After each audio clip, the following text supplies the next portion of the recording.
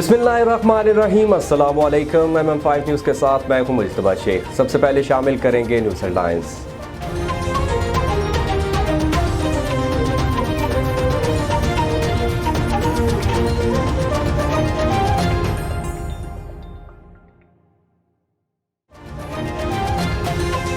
Additional IG south Punjab captain retired Zafar Iqbal ने जलालपुर का surprise visit किया। एडिशनल IG ने थाना सिटी और सदर के रिकॉर्ड और हवालात चेक किए और वहां पर मौजूद साहिलीन से मसाइल भी दरियाफ्त किए।